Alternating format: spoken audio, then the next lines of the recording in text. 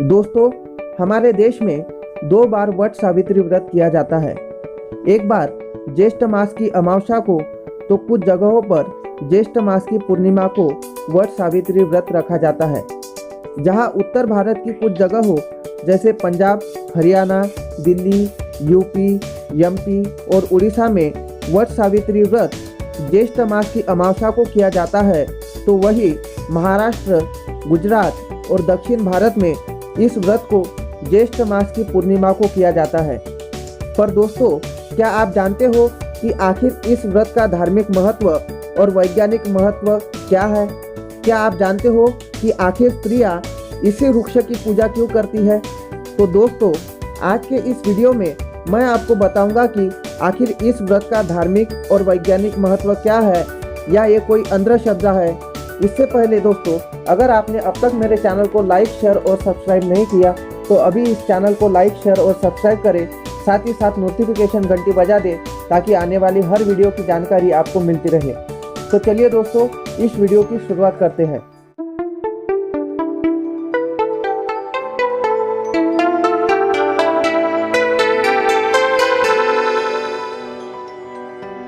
दोस्तों, हमारे सनातन धर्म में प्रकृति को ईश्वर के समान माना गया है।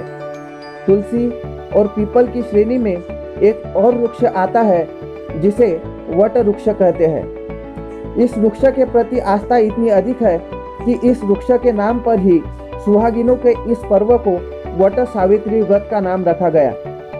दोस्तों, सुहागिन स्त्रियों के अलावा कुंवारी लड़कियां भी व्रत रखकर वट वृक्ष की पूजा करती है। वट वृक्ष की आयु बहुत ज़्यादा होती है और इसलिए इस व्रत का ध्येय होता है कि वट वृक्ष के समान पति की लंबी आयु की कामना का।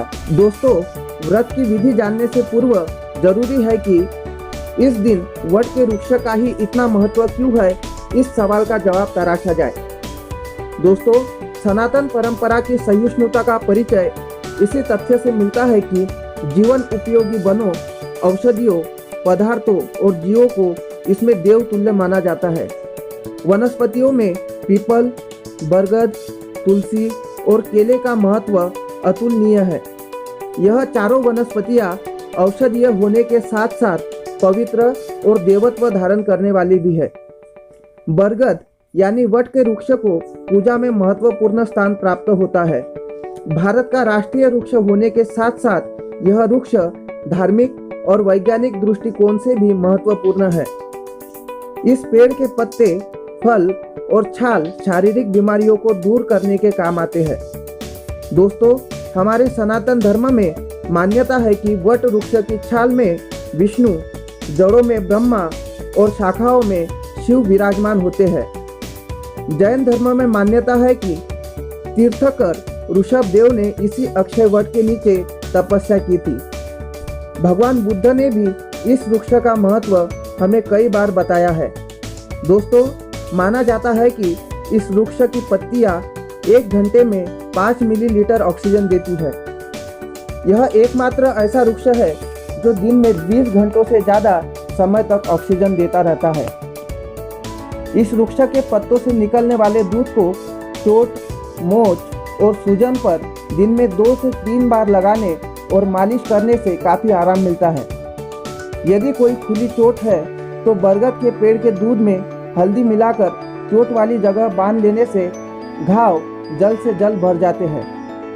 दोस्तों, आप जानते ही हैं कि हमारे गौतम बुद्ध ने इसी वृक्ष के नीचे साधना कर दिव्य ज्ञान की प्राप्ति की थी और इसी वजह से इस दिव्य वृक्ष को ज्ञान एवं निर्माण का प्रतीक माना जाता है। वट वृक्ष एक विशाल वृक्ष होता है जो पर्यावरण की दृष्टि से भी एक महत्वपूर्ण वृक्ष है, क्योंकि इस वृक्ष पर अनेक जीवों और पक्षियों का जीवन निर्भर रहता है। दोस्तों, दीर्घकाल ऑक्सीजन देने से ये हमारे वातावरण की हवा को शुद्ध बना देता है। इतना ही नहीं दोस्तों, मानव की अनेक आवश्यकताओं की पूर्ति में भी यह वृक्ष महत्वपूर्ण भूमिका निभाता है। दोस्तों, दार्शनिक दृष्टि से देखें तो वट वृक्ष दीर्घायु और अमरत्व के बोध के नाते भी स्वीकारा जाता है। इसके नीचे बैठकर पूजन, व्रत कथा आदि सुनने से हर मनोकामना पूर्ण होती है। दोस्तों, धार्मिक मान्यता है कि वट वृक्ष की पूजा लंबी आयु, सुख समृद्धि और अखंड सौभाग्य देने के साथ ही हर तरह के कलह और संताप मिटाने वाली होती है। दोस्तों, मानव जीवन की रक्षा और वर्षा काल में वृक्षों को कटाई से बचाने के लिए ऐसे व्रत विधान धर्म के साथ जोड़े गए हैं ताकि वृक्ष भी फले फूले और उनसे जुड़ी जरूरतों की अधिक समय तक हमें पूर्ति होते रहे। इस व्रत के व्यवहारिक और वैज्ञानिक पहलू पर गौर करें तो इस व्रत की सार्थकता हमें दिखाई देती है। आइए दोस्तों, अब मैं आपको यह वृक्ष कैसे उत्पन्न हुआ इससे जुड़ी वामन पुराण की एक कथा सुनाता हूँ। दोस्तों, अश्विन मास में विष्णु की नाभि से जब कमल प्रकट हुआ तभी अन्य देवों से भी विभिन्न वृक्ष उत्पन्न हुए।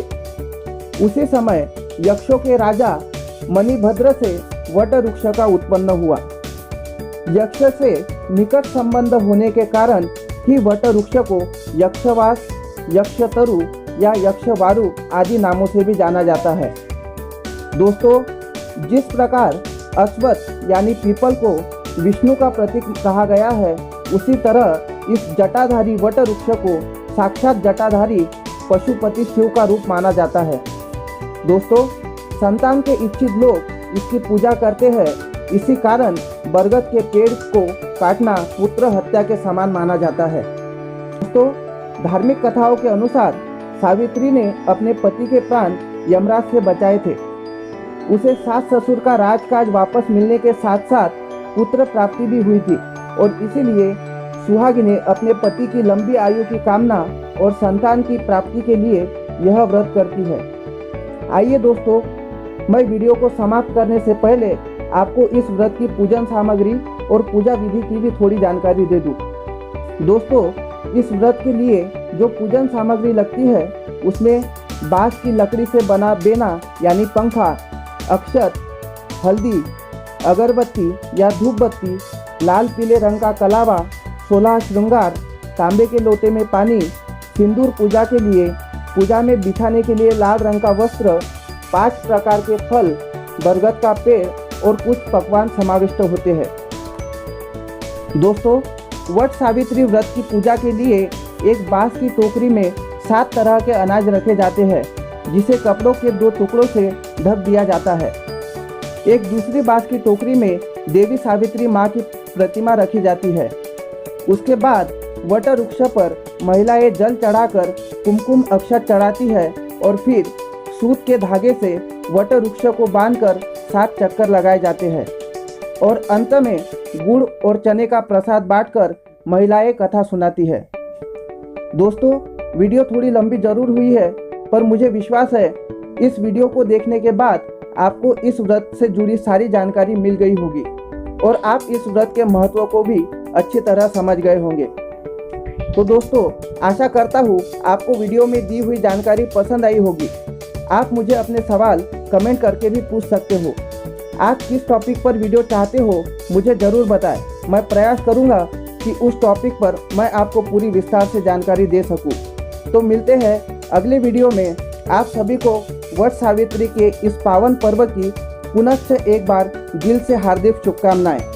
माँ सावित्री आपकी सभी मनोकामनाएं पूर्ण करेंगी। इसी आशा के साथ इस वीडियो को यही समाप्त करता हूँ। जय हिंद, जय भारत।